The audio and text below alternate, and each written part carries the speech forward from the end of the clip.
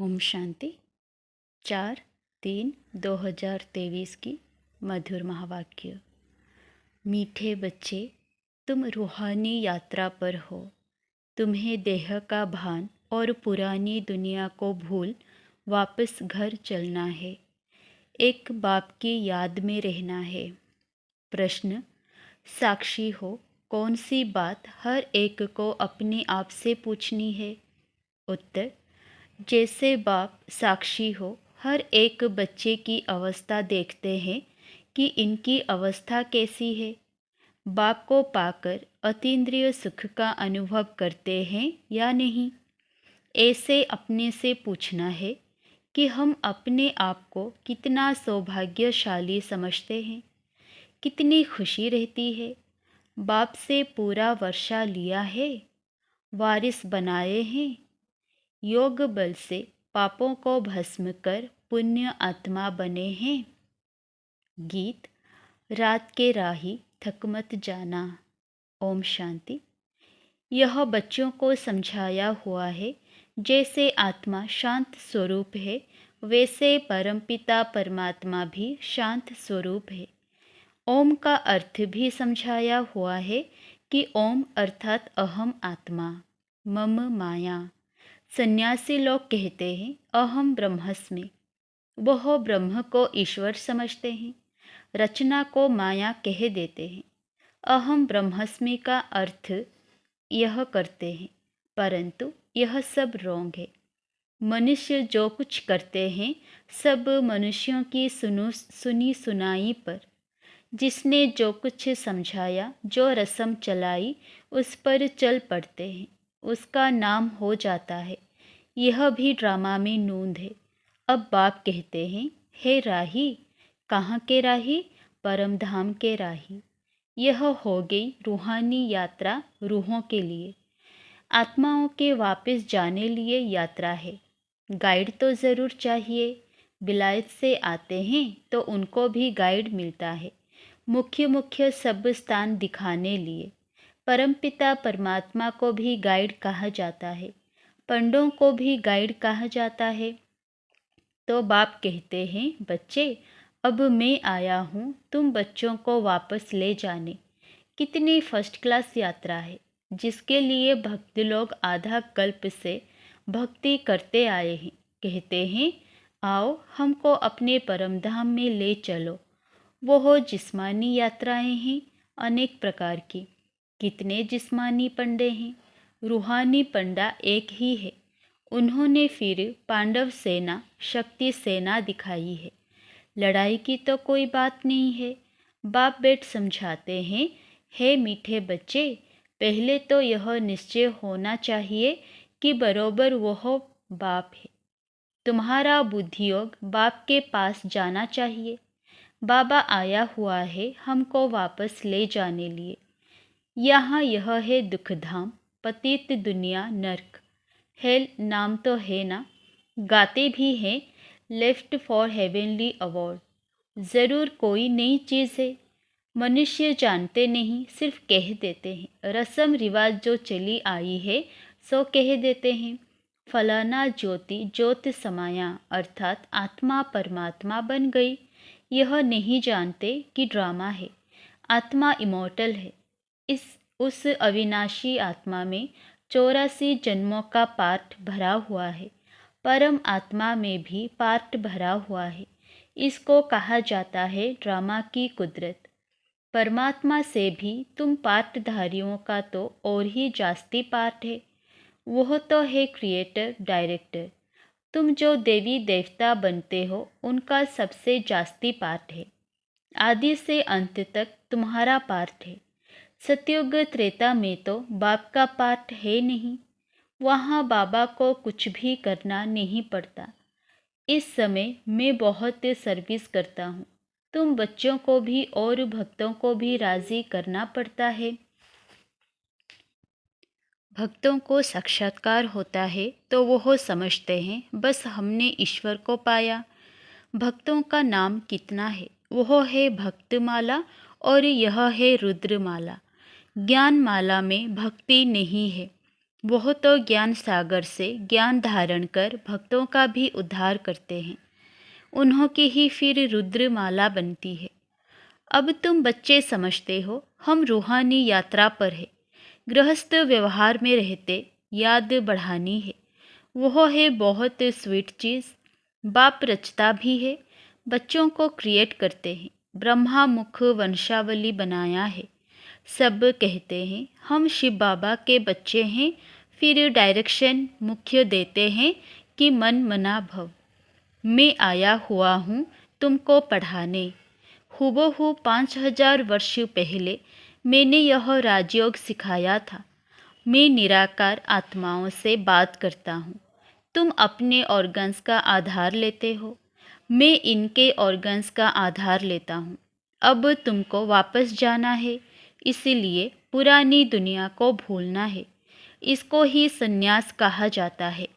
पहले पहले तो निश्चय करना है मैं आत्मा हूँ, देह नहीं।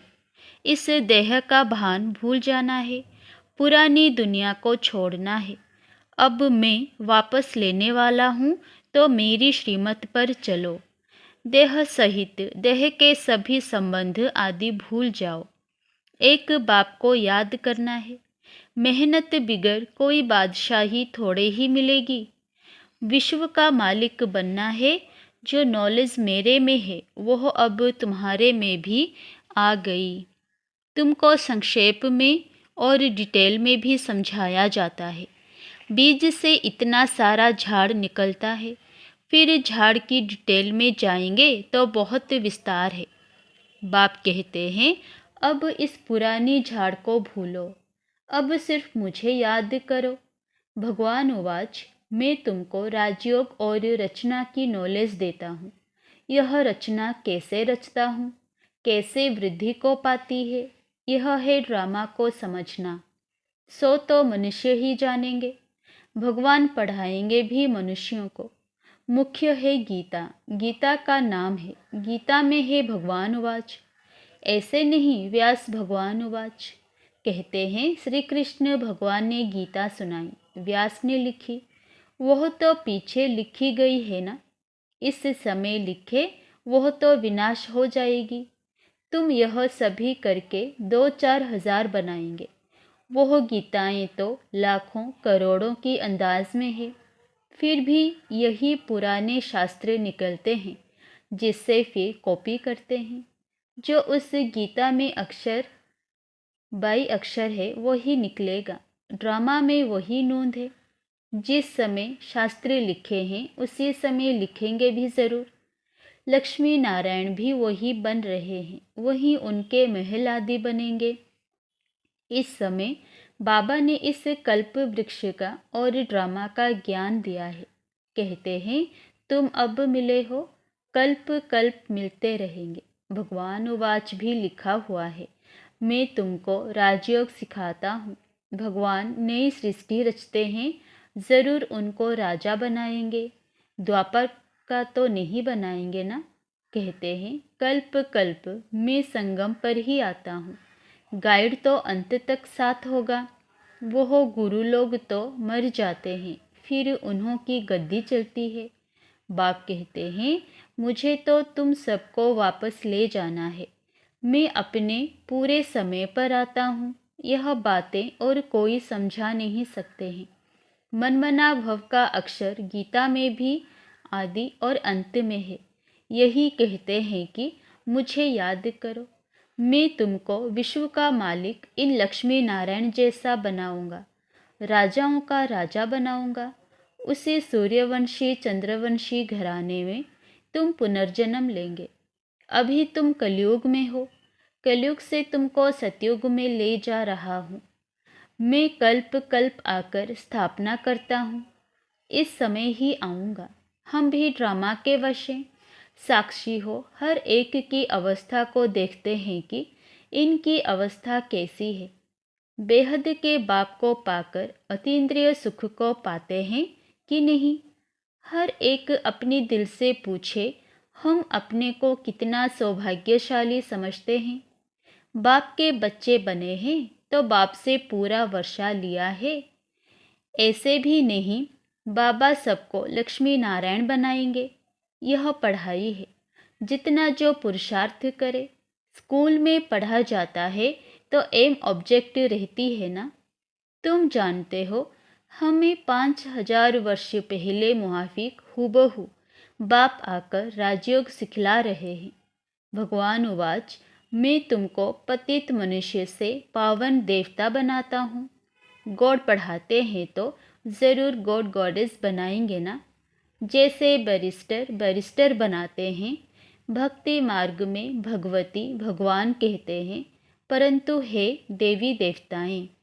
आदि सनातन देवी देवता धर्म कहा जाता है। तुम जानते हो कैसे बाप आकर हमको पढ़ाते हैं। मुख्य एम ऑब्जेक्ट भी बुद्धि में है। चक्र तो बुद्धि में फिराना ही है। गृहस्थ व्यवहार में रहते पवित्र रहना है। पवित्र नहीं बनेंगे तो पवित्र दुनिया के मालिक कैसे बनेंगे। यह ड्रामा का राज और कोई समझ नहीं सकते। यह चित्र आदि भी बाप ने बनवाए हैं। बाबा थोड़े ही आर्टिस्ट था। यह चीज़ और कोई बनवा नहीं सकता है। यह मैप्स है। यह झाड़ है। बीज ऊपर है। कल्प वृक्ष के नीचे जगदम्बा बैठी है, जो सभी के सुख की कामना पूरी करती है। सतयुग में दुख का नाम नहीं होता। तुम कहेंगे हम नई दुनिया के मालिक बन रहे हैं। मनुष्य से देवता किए करत न लागी वार। सिख लोग उनकी महिमा करते हैं। देवी देवता ही स्वर्ग के मालिक थे। वह अब और धर्मों में कन्वर्ट हो गए हैं, फिर निकलते आएंगे। हम भी आगे हिंदू धर्म लिखते थे। अभी हम कहते हैं ब्राह्मण धर्म के हैं। भले हम ब्राह्मण धर्म लिखते हैं, परंतु वह फिर भी हिंदू समझ लेते हैं, क्योंकि उनके पास ब्राह्मण धर्म का कॉलम कोई है नहीं। हम देवी देवता कहेंगे तो भी बदली कर हिंदू लिख देंगे, क्योंकि ब्राह्मण अथवा देवी देवता धर्म का नाम ही गुम है। अभी तुम बच्चे जानते हो, हम 100 देवी देवता बनने के लिए पुरुषार्थ कर रहे हैं। वहाँ यथा राजा रानी तथा प्रजा सभी की इन लक्ष्मी नारायण जैसी ड्रेस रहती है। पीताम्बर, यह है सतयुगी सूर्यवंशी की ड्रेस। त्रेता में राम राज्य में फिर दूसरी ड्रेस होती है। रस्म रिवाज अलग होती है। श्री कृष्ण को हमेशा पीताम्बरधारी कहते हैं। तो अब यह निश्चय करना है कि बाप हमको स्वर्ग का वर्षा देते हैं। यह मृत्युलोक खत्म होना है। जब तुम निरंतर बाप को याद करते रहेंगे, तब संपूर्ण निर्विकारी बनेंगे। उसी योग बल से पाप कटते जाएंगे, पुण्य आत्मा हो जाएंगे। तुम बाप के पास सरेंडर होते हो, पुण्य करते हो, फिर याद से आत्मा पवित्र बनती जाती है। कोई को भी समझाना है बहुत सहज। भगवान उवाच, कब सुना है? स्वर्ग की स्थापना करने वाला वही फादर है। बाप और वर्षे को याद करना है। महाराजा बनना चाहते हो तो बताओ तुमने कितनी प्रजा बनाई है। ऐसे बहुत लिखते हैं कि फलाने ने हमको दृष्टि दी, तीर लग गया। प्रजा बनाने और वारिस बनाने की मेहनत करनी पड़े। प्रजा तो बहुत सहज बन जाती है, फिर गद्दी पर कौन बैठेंगे? वह भी मेहनत कर बनाना है। माया जीत जगत जीत बनना है। माया से हारे हार है। बाप से शक्ति लेनी है। यह मेहनत तुम बच्चों को करनी है। कोई भी बात में मूंझते हो तो पूछते रहो। बाप पढ़ाते हैं तो इसमें कोई संशय नहीं आना चाहिए ना। अनेक प्रकार के संकल्पों के तूफान तो आएंगे। बुद्धि योग तोड़ने की कोशिश करेंगे, तूफान लगेंगे। माया खूब हैरान करेगी। फिर कहेंगे यह तो माथा ही खराब हो पड़ा है। जो बीमारी आदि कभी हुई नहीं, सो अब होती रहती है। विघ्न बहुत आएंगे, इसमें कमज़ोर नहीं बनना है। अच्छा, बाप दादा मीठे मीठी मम्मा का सिकिलधे बच्चों प्रति याद प्यार और गुड मॉर्निंग। रूहानी बाप की रूहानी बच्चों को नमस्ते। धारणा के लिए मुख्य सार 1 नंबर। बाप ने जो फर्स्ट क्लास यात्रा सिखलाई है उस रूहानी यात्रा पर रहना है। श्रीमत पर देह सहित सब कुछ भूलना है। नंबर 2, कभी भी माया के तूफानों में कमज़ोर व संशय बुद्धि नहीं बनना है। किसी भी बात में मूंझना नहीं है। वरदान, सदा भरपूरता की अनुभूति द्वारा टेढ़े रास्ते को सीधा बनाने वाले शक्ति अवतार भव। सदा शक्ति के, गुणों के, ज्ञान के, खुशी के खजाने से भरपूर रहो तो भरपूरता के नशे से टेढ़ा रास्ता भी सीधा हो जाएगा। अगर खाली होंगे तो खड्डा बन जाएगा और खड्डे में गिरने से मौज आएगी। जो कमज़ोर और खाली होते हैं उन्हें संकल्पों की मौज आती है। शक्ति अवतार अर्थात टेढ़े को सीधा करने का कॉन्ट्रैक्ट लेने वाले। ऐसा कॉन्ट्रैक्ट लेने वाले कभी यह नहीं कह सकते हैं कि रास्ता टेढ़ा है। अगर कोई गिरते हैं तो अटेंशन की कमी है या बुद्धि भरपूर नहीं है।